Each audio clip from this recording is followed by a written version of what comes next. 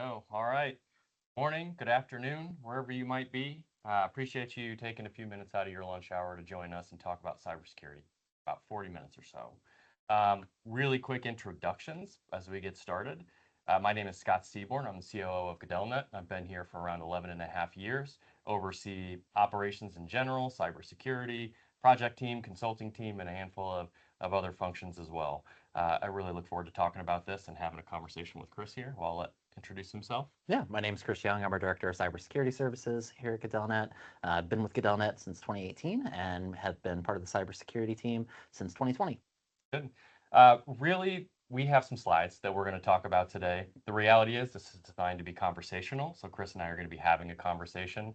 We'll use the slide as guidelines. We may get off track a little bit. We may jump from one to another on accident or intentionally, depending on where the conversation takes us. And then, of course, at the end, we're going to try to leave 10 or 15 minutes or so for Q&A. So as you're listening to us, if you have questions that come to mind, feel free to pop them in the chat. We'll read through them towards the end and tackle whatever questions that you've got. What we've done here really is put together a handful of different questions that we hear a fair amount in the industry, whether that be from our current client base, prospective clients, or just generally through the forums and different avenues of information that we consume. So we tried to limit it to just a couple here, which we'll jump into now. So to start, what are the most common cybersecurity threats facing SMBs today? I'm going to kick it over to Chris. He's far more technical than I am, and he'll be able to give you some good deep dive into this. Yeah, so I think the big one that everybody talks about right now, especially in 2020, is artificial intelligence or generative AI. Everything that we can do from a good side, such as vulnerability management in terms of endpoint detection, bad guys can do it also as well. Primarily you see it in phishing, specifically through the use of AI generated images. Those are also known as deepfakes. And then also they use phishing, which is they take basically sample sizes of people's voices and generate out either voicemail or phone message with everything saying it. There are some instances where it's actually really funny. One of my favorites is you can go to YouTube and you can watch different videos of like the former US presidents playing Call of Duty where we all get a laugh about it. However, the flip side though is that sometimes it could be Scott calling me through Teams and saying, hey, I need you to do something because I'm in a meeting.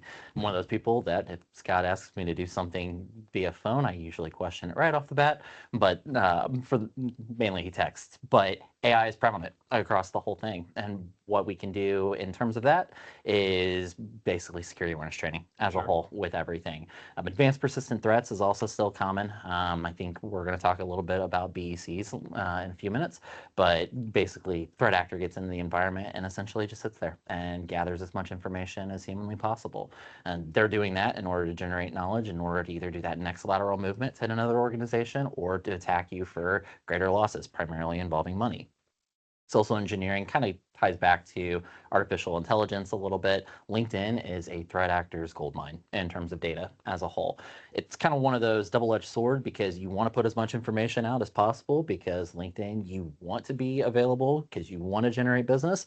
The flip side is threat actors are preying on that, where they're leveraging it in order to either send you fake job opportunities to get your social security number or other pieces of information, or just simply trying to understand your network in order to compromise as much as possible. And then supply chain attacks. We're leveraging a lot of cloud infrastructure as a whole. So we're a Microsoft partnership, but we also have our security tools from different vendors. We have different vendors for our hardware and everything. If they get compromised, then they can also send fake invoices to where you're losing funds as well. So 2025, as much as I would love to say technology has advanced, to where security threats aren't as prevalent. I actually think there's more security threats prevalent. Yeah, and the scary part is the AI is so realistic, right? The voices that you're talking about, the emails that you read, the images, the deepfakes that you see, as that technology continues to evolve, it becomes far more difficult to discern reality versus what's being built through AI. I remember, I can't remember exactly what the image was, but there was one that was generated so long ago.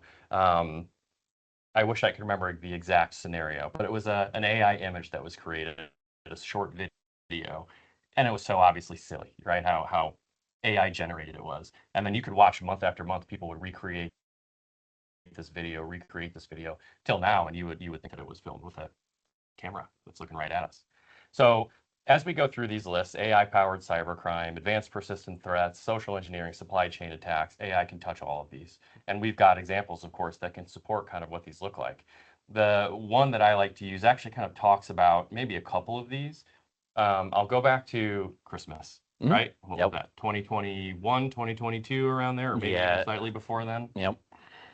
We had a client who, at the time, let's go back a little bit. You're a client, right? You run a manufacturing or an engineering firm, and you get an email from a prospective client. They email in through the normal avenues on the website. Hey, I was just curious. I'm interested in doing business with you. What are some next steps that we can take? Fast forward to some emails that are back and forth. Hey, okay, let's talk about the deal. What are you looking for? Great, that sounds good. We can help you with that. Fast forward through phone calls and meetings that take place. And then the next thing you know, within, I would say it was 2 or 3 weeks from when the engagement started to when the client was actually affected, they had brokered a deal. They were at the point where they were going to shake hands and say, all right, let's do some work. And the client at the very end sent over a PDF. It's like a non-disclosure or something along those lines. And our company opened the document. And from there, after weeks of working back and forth in what felt very much like a legitimate deal, ransomware was introduced into the environment. This happened on Christmas Eve when it was actually hit, at which point whole lot of damage was done. I'm sure you remember that day very well. Oh yeah. Yep. This covers a few, right? So we'll start with social engineering, or spear phishing more particularly. The idea of spear phishing through social engineering is that you look for a big fish and you try to weasel your way in one way or the other in order to access the environment and do the damage that you intend to do. It's exactly what happened here, right? Again, I cannot reiterate enough. There were phone calls, there were meetings, there were different conversations that took place more so than just a silly email that came in. When you look at supply chain attacks, I like to use a couple different metaphors for this. Let's say that you're a grocer, right? And you're working with a vendor that's selling you pineapples, okay? And so the pineapple vendor says, I have 1,000 pineapples for you. I want you to distribute it to your chain. Here's the invoice, so on and so forth. It's a very common thing that we see back and forth. Chances are you, as the grocer, understand who this person is and have paid them many times in the past for high quality Hawaiian pineapples. Now, let's say, for example, you now get an email from the pineapple company that says, oh, by the way, we're moving our bank information. Here's an updated ACH information, right? What do you think about that? What are some red flags you might see from that? I mean, I think the big flag right there is that generally speaking, when you're changing bank information, it's not usually just out of the blue. Tends to involve either a phone call, a little bit more of details in terms of, well, we're in the process of migrating stuff over, we'll let you know. Usually it would come from an accounting, which generally speaking, from a threat actor perspective, they are going to try to target an accounting department person in order to go in. And a lot of times we actually see it on the flip side as well, where somebody from your finance department can get compromised, where it's, hey, we've changed our banking information, and they're trying to actually hit your supply chain in order to send funds over that way. We've even seen it from another level where they attack your actual bank as well by saying, hey, we have a new user who's setting up. They create a very legitimate email address. They have all of the information. They have fake US documents and everything. And then once that they get that access to the bank, they basically say, hey, I'm going to make a withdrawal of $250,000. Generally, anytime it's going to involve money, always verify, always call. Do not use the phone number that's on the email. Reach out to a known contact. Just like, hey, do you intend to send this to me? If you're not expecting it, 9 times out of 10, it's usually malicious in those instances. Absolutely. I mean, I think that's a great point you make. A phone call can help prevent so much of this from happening. We joke with the terms grocers and pineapple vendors, and the reality is this can happen to large, medium, small organizations, and you're not often dealing with, a handful of pineapples that might cost you a few $100s.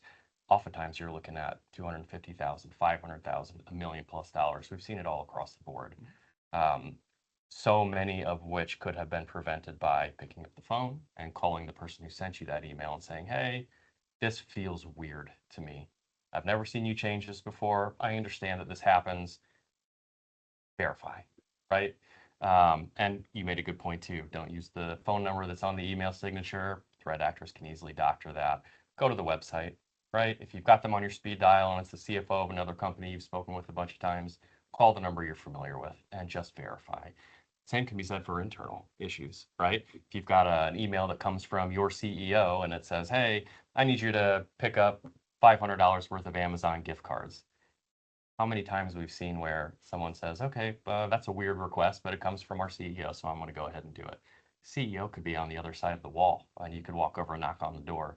But we've seen it where that doesn't happen. And again, $500 is a very small sum of money compared to what we've actually seen. Verify, call, knock on a door, make sure that what you're doing is legitimate, and that alone could save millions of dollars if it's necessary. So what we're going to talk about next is kind of AI in general and how that's changing the cybersecurity landscape. And there's a handful of things. Chris, you want to kick us off on that? Yeah, I think we touched base on it a little bit in general, in terms of for all the benefits that AI has for us, there's also negative benefits from AI. We talked a little bit about the phishing aspect of everything, so we're not going to touch base on that part again. But cyber criminals are leveraging AI as a whole. We talked about a ransomware case from a couple of years ago. Threat actors are now leveraging malicious generative AI out there in order to actually write ransomware code. In terms of vulnerability management, we use it for, hey, we have a known vulnerability, we need you to patch, here's the affected devices. Threat actors are also doing the same thing, where they can see, oh, hey, I see it, now let me hit all of these devices that I have access to. It's really kind of ramped up cybercrime as a whole, because with AI, you actually can go faster. You can develop. We can sit there and go, I'm not the best coder in the entire world, but if I put something through Copilot in terms of, hey, how can I do this through PowerShell? Works great. A threat actor can do the exact same thing. And if it's somebody who actually does know more coding than me, 5 minutes easily. Absolutely. You know, I often refer back to, and many people here may remember this, the Nigerian prince scheme, right? Where you would get an email and it would be in very broken English and to the point where it was nearly laughably obvious. Certainly people fell for it, right? So, but it was typically very obviously a scam and one that was, again, very prevalent. These days, with AI, those individuals who might be behind those schemes or behind the Nigerian prince email address, they don't have to write in broken English anymore. What they can do is go through AI and give it a prompt to say in perfect English, what I'd like to do is build this variety of email asking for money in advance for, gold that I will be sending you. As silly as that sounds now, what you receive instead is an email that's very well put together, that feels very professional, that is just very much convincing. Yeah, Right? and I think you brought up something. You said perfect English. That is one way that you actually can tell AI a little bit different from humans, because as Americans, we don't actually speak perfect English. So when you do see stuff that's generated through AI, a lot of times they'll use British English as opposed to American English. Yep. So when you see those phishing emails where it's like, hey, kindly send me your earliest convenience. Scott, I've known you for what, 8 years at this point. I've never heard you say kindly do something for me. Usually it's like, hey, can you get this done for me? So kind of understanding your audience in terms of, I've never heard you use that turn of phrase, immediately should be a red flag. Absolutely. I agree. I say kindly. Do I not say kindly? Some Busted. days. Called out. Yeah, I think that's, again, going back to the point Chris was making earlier about vulnerability identification too, just to kind of hammer down on that a little bit more. Historically, there's been different tools and automation that might be able to help them go through and scan IP addresses and try to identify different vulnerabilities. But now with AI, you can give it functionally commands, right? Hey, I want you to do this, and I want you to scan. And if you see this particular port, I want you to build a report for me that tells me what all of the open vulnerabilities are and how I might go about exposing them or infiltrating them, right? So Yeah, and it makes it super easy because like your entire stack, generally you have one of two different methods. You either have the same vendor for everything, or you have different vendors for different aspects. There's not really one right way or another, but you can leverage AI and say, hey, here's the model and here's the brand that I have for everything. Here's what I'm leveraging. Send me a report when you identify vulnerabilities specifically to these environments, as opposed to simply using open source, such as like your Twitters, your Reddits, your bleeping computers out there, where they're really just going to sit there and go like, hey, we have this open vulnerability. Okay, cool. I don't use anything in there. sure. It feels like what we're talking about. If you go back 5 years, 10 years, you have very smart people who are behind these threat actors, right? Yeah. They have to program, they have to code, they have to know very much what they're doing. So you almost have this limited supply of really bad threat actors. And they can do very bad things, don't get me wrong, right? We've seen over history the ransomware attacks, the business email compromises that have come through. Everything from a ransomware or virus sort of perspective all comes from a human. What we see now and what we expect to see into the future is as the AI continues to grow, it doesn't take that person that is just wildly intelligent and smart with coding and have that technical aptitude. Almost anybody can go in there and start filling out and using AI to help identify the vulnerabilities or send out phishing emails. So I would say that we could surely suspect the volume of threat actors to grow and be more supported by the idea of AI. Oh, yeah, definitely. Because now with generative AI, you don't even have to know the code per se. All you have to do is understand what you want to do. Yep. It's all about prompting. Good. So um, moving on to the next question, what are some of the bigger misconceptions that we see, right, coming from SMBs and NPOs and kind of what they think about cybersecurity? Yeah, so I think this one's actually twofold in terms of like the absolute biggest ones. So the first one is the myth of I'm too small to be a target. The other one we'll say as well, because it all kind of correlates, is that investing in cybersecurity is too expensive. When you look at the news, and they're not the best from a cybersecurity perspective because they tend to focus on your Fortune 500 companies, your large scale companies. A lot of times they actually do have their own dedicated cybersecurity teams. They have the money that's invested in terms of, having a SIM solution, having next gen antivirus, paying for like 40 people in the environment. Honestly, a threat actor is going to tend to go with whatever is going to be easiest in the environment. And unfortunately, that's going to be your NPOs. That's going to be your small to mid-sized businesses, primarily because they don't have the capital in order to invest, especially from a nonprofit, because they're relying heavily on donations. So where if I'm a threat actor, I'm going to target them because they're more likely to not be able to recover from a backup. They're going to have more damage associated with them because then they don't have attorneys where they can do for privacy cases, et cetera, to where they're really just going to pay a ransom or pay whatever I want in order to make everything go away. Which kind of leads me back to the security is too expensive. Yes, no. A lot of people leverage G Suite. A lot of people leverage Microsoft 365. Like those licenses that you pay for actually do have security features that are involved in it. Business Premium allows conditional access where you can have geofencing to where credentials do get compromised and somebody logs in from Russia, they can't get in. Understanding kind of what you have as a whole is a great first step in terms of understanding where you can grow. And honestly, you can do stuff for the low cost of $0 that doesn't even involve a technology standpoint. Sure. It could be something as implementing a policy for bring your own devices, implementing a policy specifically. It's like, hey, this is what you can and can't do on the computer. That also helps you, even though it's not necessarily, hey, we invested in this new tool. It does get you more mature from a security standpoint. Sure. I think those are all excellent points. I want to go back to kind of the very first one, right, where SMBs and nonprofit organizations think that they're not a target. I think that's really important that we hit on that. And I think that's a really strong misconception that exists in a lot of different organizations that whether we work with them from a business perspective or we talk to them through different peer groups or networking events. Well, why would they look at me? I am a small company. I pull in $1 million a year in total revenue, whatever it might be. Chris made some excellent points. Is because the chances are those smaller companies have that mindset and they don't think that they're going to be a target. Why would they come for me as opposed to going for AT&T, the big fish, and things like that? And they do, right? I would imagine anybody on this webinar, including people in this room, have been affected by the Target breach that happened so long ago, AT&T, LastPass, right? All these different breaches that have come out and really kind of shaken the core of cybersecurity at that level. A huge difference is that the AT&Ts and Verizons and whomever, they're prepared to recover from that.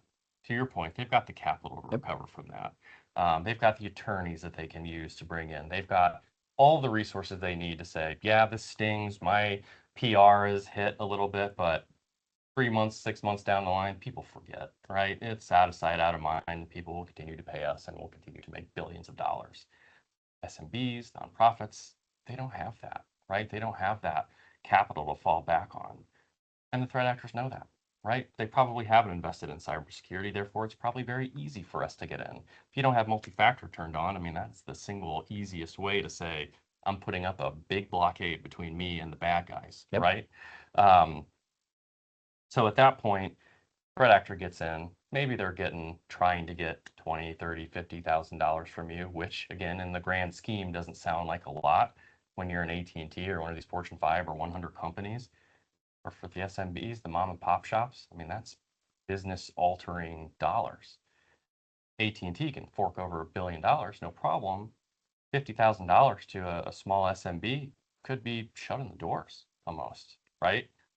Threat actors know that, right? They know that the pressures that these companies have, the businesses are the livelihood of the people who run them.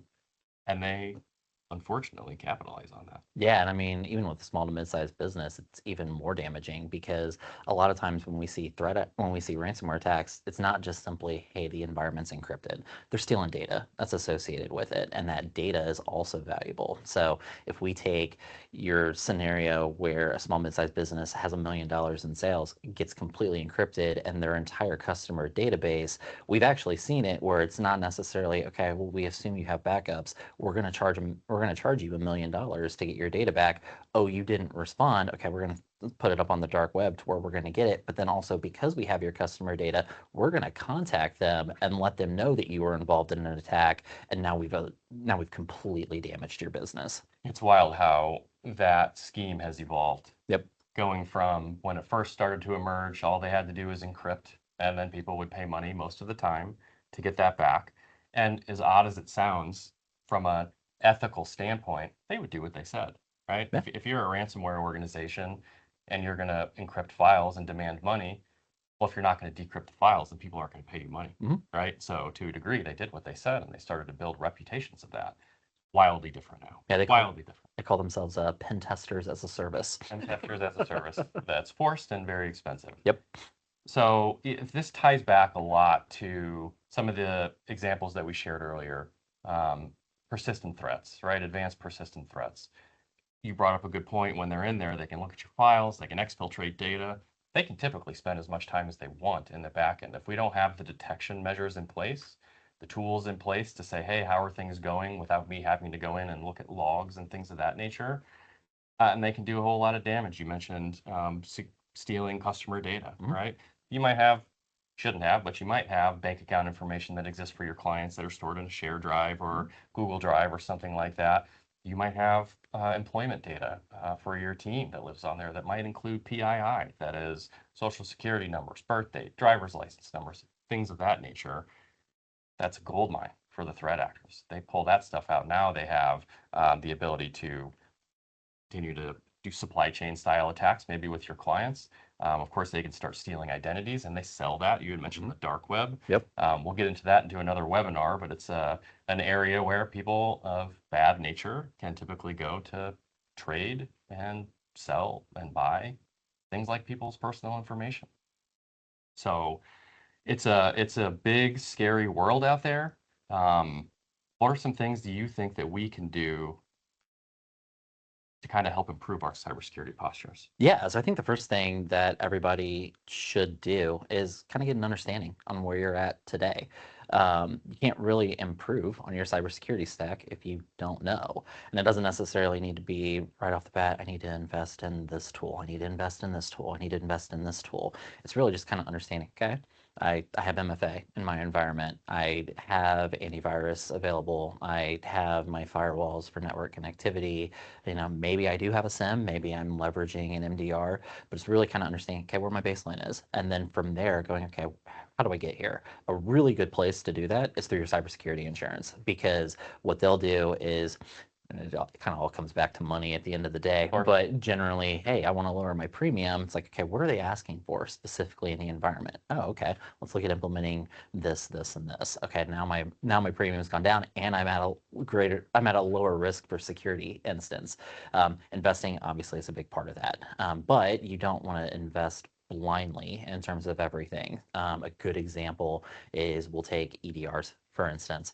You could actually already have it and you don't necessarily know it. This kind of goes back to the Microsoft licensing right off the bat, where it's like, hey, we want to do this, we want to implement this. Oh, okay, it's a flashy new tool, let's buy it. It's like you already have it. It doesn't really do anything. The next thing to do is definitely be prepared. You don't want to have a cybersecurity incident without a plan, and you don't want to test it the day of the plan. I'm a big sports guy. They go to practice every day before game day to prepare for the actual day. Similar in a cybersecurity incident. It's in terms of getting the people that you need in order to contact. What's our process? Let's assume the absolute worst happens. Who am I contacting? Where are the phone numbers for the internet provider? Who's the contact number for my marketing team? Sure. Who's the contact for my legal? Like, there's a lot of different factors where honestly you want to be able to know. That way, once a ransomware case hits, you have it all prepared, as opposed to adding that on top of, hey, everything's encrypted and you need to bring it back up. The last thing that I want to touch base on a little bit is don't go in it alone. Like, there's a lot that we just threw out in roughly the 25 minutes that we were talking about. It's a lot of information. There are some instances where it's like, okay, like, I don't remember this. I don't know. I need help as a whole. Reach out to somebody who does. Reach out to us. We have plenty of people available. Scott and I are willing to talk. We have an entire team that can also do it. To be able to be like, hey, here's where we're at, here's what we want to focus on, and basically allow somebody to help you get you there and be able to explain it in pure English, as opposed to necessarily your insurance provider and a salesperson who's really just trying to get your money at the end of the day. Yeah, I mean, I think those are great points. I want to go back to common misconceptions just quickly, and that's that cybersecurity is expensive. Yep. Right? Can it be expensive? Sure. Do you have a huge company and do you require all of the most advanced tools and do you have every compliance known to humankind that you are bound to for one reason or another? Okay, yeah, your costs are going to start to go up a little bit. Again, focusing more on the SMB and the nonprofit organizations, it doesn't have to be that expensive, right? You look at the slide that I have open here, and you're going to see a few things, right? You're going to see acronyms, MDR and EDR and ZTNA and more, because those are three of the roughly 27,000 that probably exist. And only 27,000. Yeah. The expectation is not that every business owner understands what all of that means, right? We work with a lot of different executives and points of contacts at our different client base, and again through networking events, and just generally throughout the geographies that we're in.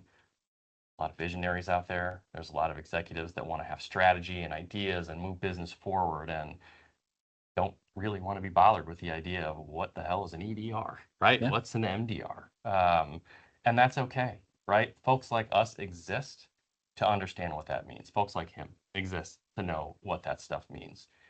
It doesn't have to cost you an arm and a leg. When we talk about these handful of tools, they're not as expensive as you think, and they're backed by a team, in our case, of how many do you got now? 12, 13? Yeah, I think it's 12. Full cybersecurity professionals dedicated to the craft. They don't work on other tickets. They don't work on day-to-day help desk stuff. These guys are dedicated to cyber, and they got this guy at the helm. So it's something we're really proud of and what that team does. I'm going to talk real quick on the IR plan. I cannot hammer that point home enough. The idea of being prepared for something like this it makes the difference, right? When I look at an IR policy and I consider kind of what ours looks like, what happens in the event of an intrusion, right? Of a cyber event. I want to know, who do I pull into the room first, right? Who are the 4 or 5 or 6 different internal points of contact that need to know right away? Who are the decision makers? Who's my executive that's going to say, all right, you guys go, you guys go, you guys go, so that we can mobilize as quickly as possible. I want to have the number of our legal team involved. I want to have the name and number of our insurance provider that's involved so that I can have that playbook in front of me. I don't have to say, oh my gosh, we are undergoing ransomware. I have no idea what to do. I want to open up a document and I want to read through the list that I've already prepared. You made a really good point about the tabletop style exercises. It's only good if you pressure test it, right? And if you don't, you're going to get in, you're going to be unprepared, you're not going to know what to do next. You're going to read off the document, but it's going to look like it's in a different language. I think the other thing that's really important is that you learn, right? We can invest all the money, we can take all the perfect steps to make our cybersecurity posture as strong as possible. The reality is anything can still happen. We can greatly mitigate the potential of those things happening. We use tools, we'll talk about MDR really quickly, that are detection oriented, meaning they're going to say, usually within just a couple minutes, hey, something fishy is going on in your 365 or your Google environment, and we're going to stop it. But it's 2 minutes, right? 3 minutes that they're going to be in there. So we're detecting, but we're getting them out really fast. Point being, they got in, albeit for a very short amount of time, with the right tool behind it. Again, we prevented anything truly damaging, but something, it's impossible to say that any cybersecurity event can be 100% prevented. So despite investing all the money, despite getting all the tools in place, be prepared for the worst, just in case. Yeah, I do want to go real quick point on the IR plan. Let's just be completely real. In the event an actual incident happens, you're going to freak out. Like 100%, you're going to freak out. But having the playbook available, even just doing a run through of it yearly, ideally you would do it every 6 months, or when you implement something new into the environment, just be able to sit there and be like, okay, we've already done this multiple times. Like, I already know that. That's one less thing you have to worry about with everything. 100%. And, shameless plug for us. You come in and pick up our cybersecurity tools, and again, you partner up with this guy and his excellent team. Incident comes in, we're on top of it. We've got our playbook. We've got years of experience responding to these sort of alerts. Got you covered. Good. I think at this point, if you're ready, we'll probably open it up to a couple different questions and Q&A. Rachel, do we have anything in the chat? Speak now, please. We're here for more time.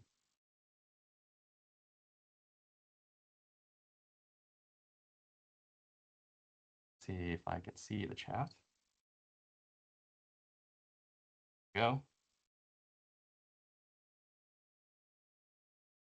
We'll keep it open for a couple minutes. If anybody's got any thoughts or questions, by all means, please chime in. If you don't right now, or maybe you're shy posting a question in front of everybody, I think my contact information and Chris's contact information should be included with this also. Yep. So feel free to email us directly. Oh, yeah, and we'll share the video afterwards. Sorry. I've got a very capable, far more capable person than me reminding me to say a couple things. So we will take this video, we'll reshare it on social media, LinkedIn, things of that nature, so that you can share it and you've got the opportunity to kind of look at it again. Yep.